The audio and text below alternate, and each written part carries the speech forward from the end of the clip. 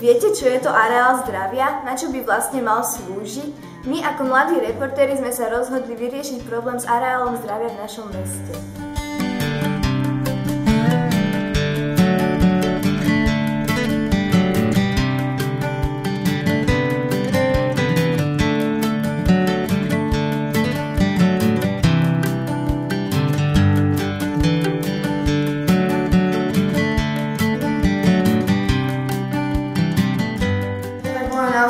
Môj názor je taký, že mestský úrad by to tam mohol upratať, lebo je to tam jak smetisko.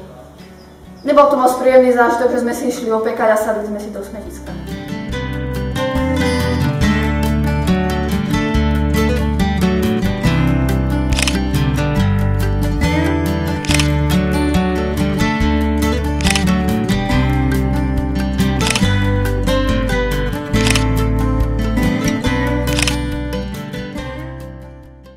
Do areálu zdravia sme sa vybrali, nafotili fotografie, aby všetci videli, ako to tam vyzerá. Na náš podnet sme sa stretli s pani Vašnou, ktorá pracuje na odbore životného prostredia v meste Nová Dubnica.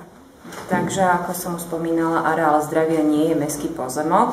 Areál zdravia je zložený z veľmi veľa malých parciel, ktoré patria rozličným vlastníkom.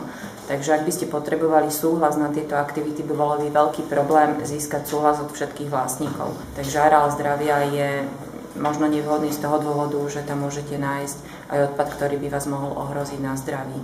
Takže čistenie areálu zdravia by som skôr odporúčala nechať na nás dospelých. V prípade, že by ste chceli možno jednoduchšiu cestu, tak mesto ponúka mestský pozemok, to je pozemok bývalého salaša, to je vlastne tiež lúka, ktorá je troška vyššie ďalej od mesta.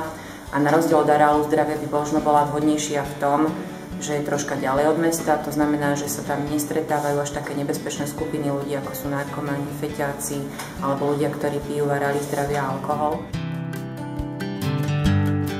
Rozhodli sme sa vytvoriť nový areál zdravia, ktorý bude umiestnený na Salaši. Pevne veríme, že bude v lepšom stave ako starý.